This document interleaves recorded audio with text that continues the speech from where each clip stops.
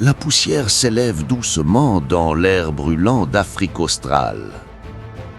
Le soleil couchant embrase les plaines du KwaZulu-Natal et au loin résonne le bruit sourd des tambours de Caire. Une silhouette solitaire se détache sur l'horizon. Son regard est fixe, implacable. Cet homme n'est pas encore roi, mais il est déjà une légende. Son nom, Shaka Zulu.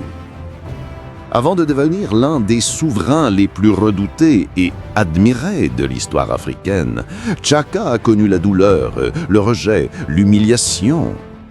Mais de ses blessures naîtra une force brute, un esprit indomptable et une vision capable de remodeler tout un peuple.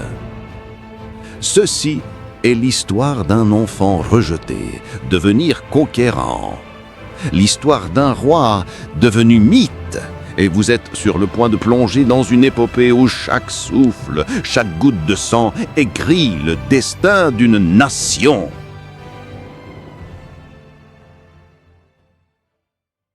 Chapitre 1. L'enfant rejeté. Shaka naît au tournant du XVIIIe siècle. Fruit d'une union entre Senzanga Krona, chef du peuple zoulou, et Nandi, une femme de haute lignée, mais méprisée par sa tribu. Leur union est jugée illégitime et l'enfant devient la cible des moqueries et du rejet. On l'appelle l'enfant de la honte. Dans les villages, les autres enfants l'insultent, le frappent, l'isolent. Mais Shaka endure, chaque larme, chaque humiliation devient une graine de haine et de résilience.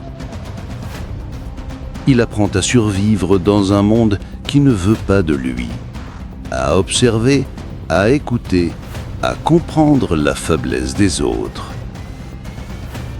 Son enfance n'est pas une enfance, mais une forge. Et ce qui sort de cette forge sera une arme vivante. Si cette histoire vous captive déjà, pensez à vous abonner, car nous allons ensemble voyager dans l'une des plus grandes épopées d'Afrique. Chapitre 2. Le soldat. À l'adolescence, Shaka est recruté dans une armée voisine, celle des Mtetwa. Là, il découvre le monde militaire. Et rapidement, il s'impose. Non pas par sa naissance, mais par sa ruse et son courage. Il comprend que les guerres africaines de son temps manquent d'efficacité. Les soldats se battent à distance, avec des lances jetées, sans discipline réelle. Shaka, lui, invente une nouvelle manière de combattre. Il remplace la longue lance par l'ikloa, une courte arme de choc conçue pour frapper à bout portant.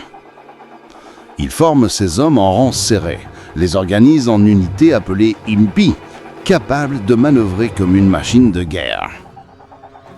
Sa stratégie devient redoutable. Ses ennemis sont surpris, écrasés, anéantis.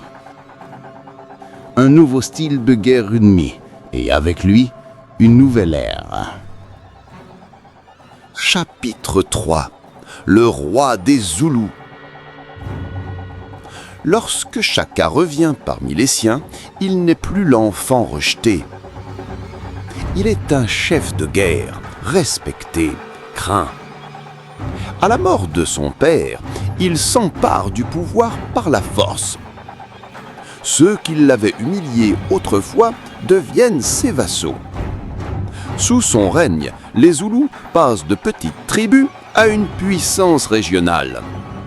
Shaka forge un empire. Il impose une discipline de fer, une obéissance absolue. Ses soldats marchent pieds nus sur des terrains brûlants pour endurcir leur peau. Ils apprennent à courir des dizaines de kilomètres sans faillir. La peur n'a plus de place dans leur cœur. Mais derrière cette puissance, Shaka devient de plus en plus sombre. Ses méthodes sont impitoyables.